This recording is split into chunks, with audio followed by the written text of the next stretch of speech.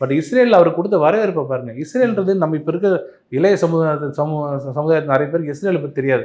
Israel வந்து உலகத்துக்கே வழிகாட்டக்கூடிய டெக்னாலஜி வச்சுருக்கிற ஒரு கண்ட்ரி.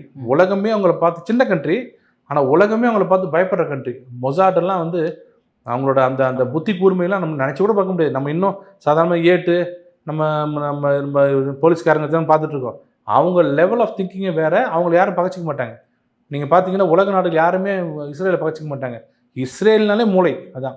அவங்க மாதிரி கண்ட்ரியில் மோடி அவர்கள் கொடுக்குற மரியாதையை பாருங்கள். ஒரு ஏழை நாடு, ஒரு பணம் கொடுத்தா பாவம்னு பார்க்குற நாடு, எத்தனையோ நாடு. அந்த நாடு வந்து மோடியை கூப்பிட்டீங்கன்னு சொல்கிறீங்க. நாங்கள் கூட தான் பிரதமர் ஆனால் 50 லட்சம் கொடுத்தா எனக்கு மரியாதை கொடுப்பாங்க. இஸ்ரேல் பணத்துக்கு பயங்கர ஊர் இல்லை.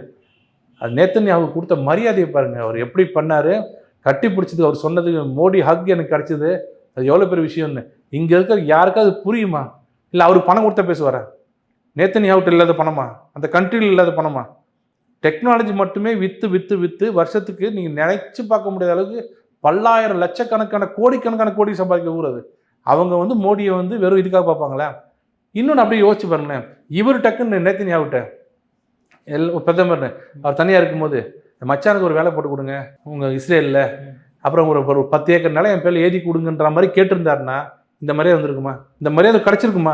இந்த மனுஷன் காலையிலேருந்து நைட்டு வரைக்கும், மூளை தலையிலேருந்து கால் வரைக்கும் இந்தியா இந்தியா இந்தியா நாடு நாடுன்னு இருக்க. எப்படி இருந்தாலும் இப்படி இருக்க முடியுது அப்படின்னு அந்த அந்த பயம் இருக்குது பாருங்க.